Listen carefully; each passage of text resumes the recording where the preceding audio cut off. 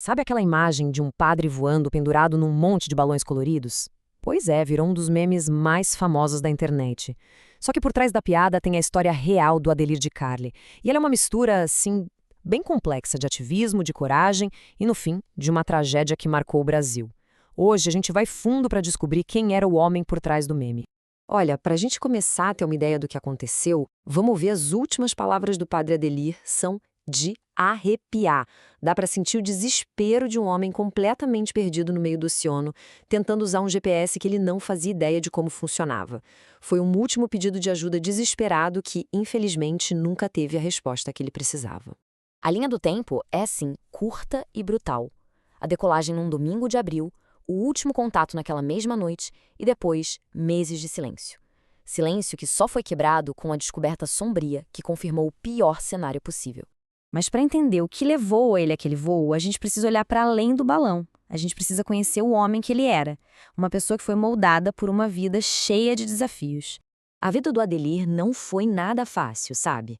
Os pais se separaram, ele perdeu a mãe muito cedo, com uns 15 anos, ele teve que ralar muito, voltou para o Brasil e trabalhou como borracheiro, frentista, antes de encontrar o chamado para ser padre. Toda essa trajetória de dificuldade o deixou mais forte e o fez buscar um propósito maior na vida. E a vocação dele ia muito além da igreja. Bem antes da história dos balões, o Adelir já era uma figura conhecida lá na região pela coragem dele. Em 2006, por exemplo, ele não teve medo nenhum de bater de frente com as autoridades para denunciar um esquema criminoso contra pessoas em situação de rua lá em Paranaguá. E ele não ficou só no discurso, não. Ele agiu. Foi lá e denunciou formalmente que pegavam as pessoas e simplesmente as largavam em outros lugares para limpar as ruas.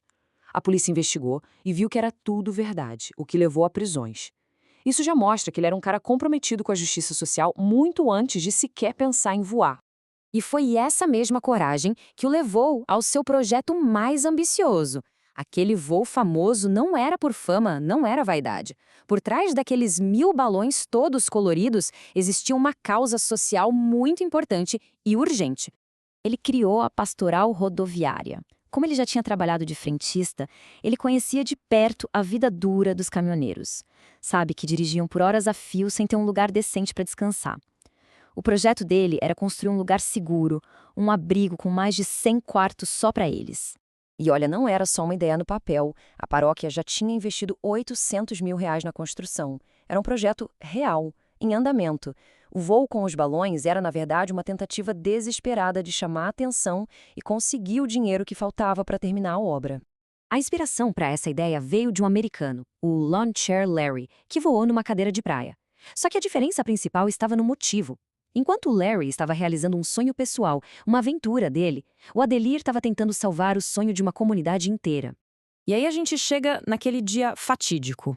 Um dia que começou com orações, com esperança, mas que muito rápido se transformou num pesadelo.